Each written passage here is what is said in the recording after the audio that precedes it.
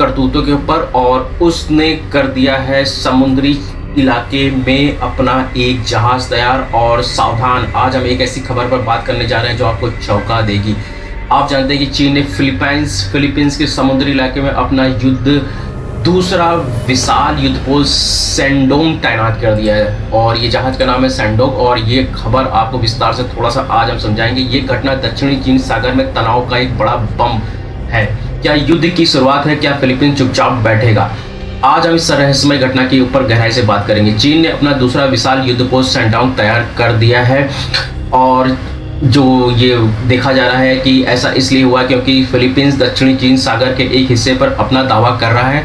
और ये जो दक्षिणी चीन सागर के ऊपर फिलीपींस अपना दावा कर रहा है, इसलिए चाइना चुप बैठने वाला नहीं था। उसने जो है उठा के और अपना सीधे दक्षिणी चीन सागर के एक हिस्से पर जो दावा कर रहा था उसको चाइना ने अपना जहाज भेज दिया। चीनी एक अखबार है जिसका नाम है ग्लोबल टाइम्स के मुताबिक उन्होंने 70,000 टन वाले इस युद्धपोत को दक्षिणी चीन सागर में चीनी द्वीपों और चट्टानों पर फिलीपींस की लगातार कार्रवाई को रोकने के लिए चेतावनी के रूप में काम करता है, उसको ये दिया है। चीन के एक्सपर्ट्स बताते हैं कि ये बड़ा युद्ध जहाज शायद पहले से तयशुदा अभ्यास पर निकला है और जिसे भविष्य में पश्चिमी प्रशांत महासागर की लंबी यात्रा के लिए भी इसमें तैयार किया गया है। तो ये देखा जा रहा है कि ये क्या हो सकता है। चीन ने जब सैंडोंग युद्धपोत तैनात करने से पहले दक्षिणी चीन सागर में कई बड़े युद्ध भेजे थे और भी भेज चुका है। तो ये बात थी।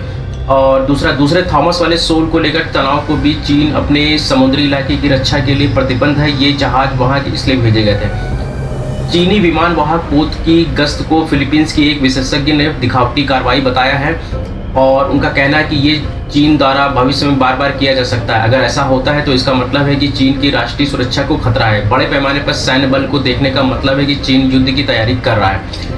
तो दक्षिणी चीन सागर पर अपने दावों को लेकर के चीन फिलीपींस के बीच टकराव पिछले कुछ हिंसक हो गया था। ये टक्कर उस समय हुई थी जब चीन ने विदेशी जहाजों के खिलाफ कार्रवाई करने और चीनी जल क्षेत्र में नियमों का उल्लंघन करने के संदेह में विदेशियों को हिरासत में लेने के लिए एक नए नियम जारी किए थे।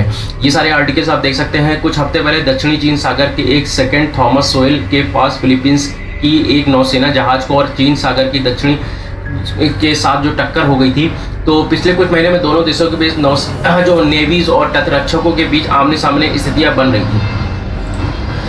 तो ऐसा मजबूती से जताने की कोशिश कर रहा था। दक्षिणी चीन सागर पर चीन अपना अधिकांश कब्जा दावा हमेशा करता रहता, जिसका फिलीपींस, मलेशिया, वियतनाम, ब्रुनेई और ताइवान बड़ा विरोध करते हैं। तो उनके लिए बहुत ही बड़ी सरदर्दी बना हुआ है। चीन का आरोप है कि फिलीपींस ने 1999 में सेकंड थॉमस सोइल, जिसे कि रेनो जियो कहते हैं, पर जानबूझकर एक नौसेना जहाज को फंसा दिया और क्षतिग्रस्त जहाज को नौसेना के जवानों द्वारा संचालित एक स्थायी प्रतिष्ठान में बदल दिया गया। फिलीपींस अमेरिका के समर्थन से 2016 के संयुक्त राष्ट्र समुद्री कानून सम्मेलन के एक न्यायाधिकरण के फैसले के आधार पर दक्षिणी चीन सागर पर अपने दावों को सही ठहराने की कोशिश कर रहा है। हालांकि चीन ने इस ट्रिब्यूनल का बहिष्कार कर दिया था और उसने ट्रिब्यूनल के फैसलों को खारिज कर दिया था और अपने दावों को सख्ती से पेश किया था। तो ये थी खबरें। और अपने हिस्से के दावे के लिए अमेरिका ने मनीला के दावों के समर्थन के लिए एक ताकत के प्रदर्शन के रूप में फिलीपींस के मध्यम दूरी की टाइफून मिसाइल प्रणाली को तैनात किया। फिलीपींस ने भारत के ब्रह्मोस मिसाइलों को भी आयात किया हुआ है। तो कुल मिलाकर के देखते हैं कि फिलीपींस भी पीछे नहीं हट रहा। चीन के पास वर्तमान में 2 विमान वाहक पोत हैं, लियोनोंग और जो सोवियत युग के जहाज का पुनर्निर्माण संस्करण है और सैंडोंग। तो चीन अपनी ताकत दिखा रहा है, जिसमें जो है करीब 80,000 टन के साथ जो बड़े जहाज है वर्तमान में परिक्षण के दौर से गुजर रहा है। आधिकारिक मीडिया रिपोर्टों के अनुसार ये पहला पूर्ण रूप से घरेलू रूप से विकसित और निर्मित विमान वाहक पोत है। तो ये छोटा मोटा बोट नहीं है, काफ़ी बड़ी टेंशन क्रिएट कर दी है। और ये टेंशन शायद अगर ये होगी तो भारत के लिए भी इम्पैक्ट पड़ेगा, क्योंकि क्रूड ऑयल के लिए लेकर के भारत में जो है थोड़ा सा टेंशन होता है। और चाइना को लेकर के भारत ने एक नया कानून भी बनाया है। चीन ने नया कानून बनाया जो उसके तटरक्षक बल के लोग हैं, जवान हैं, वो चीन के क्षेत्रीय जल में अवैध रूप से प्रवेश करने वाले विदेशी दलों के सदस्यों को 60 दिनों तक हिरासत में लेने का अधिकार देता है। यानी वहाँ पे कोई भी अगर उसके आसपास नजर आता है तो लोग उठाकर उसको अंदर डाल देंगे।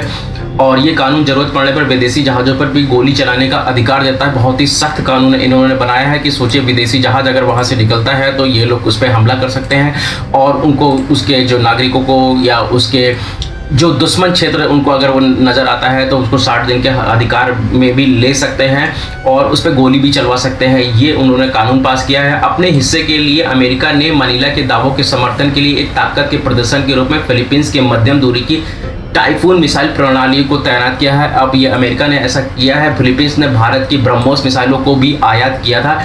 चीन के पर वर्तमान में अगर बात करें तो जैसे कि मैंने आपको बताया है कि 2 जहाज हैं बड़े बड़े, जिसको एक नाम है सेंडोग और दूसरा जो है उसका स्वनिर्मित जहाज है पोत, जिसे 2019 में कमीशन किया गया था। चीन का तीसरा विमान वाहक पोत है फुजियान, जो कि 80,000 टन के साथ 2 वाहनों से भी बड़ा है। वर्तमान में परमाणु परीक्षण के से दौर से जो गुजर रहा है। आधिकारिक मीडिया रिपोर्ट के अनुसार ये पहला और पूर्ण रूप से घरेलू विकसित जहाज बनाया गया। इस वीडियो पर आपका क्या कहना है, क्या विचार है, चीन क्या ऐसा करेगा? तो इसके लिए आप हमें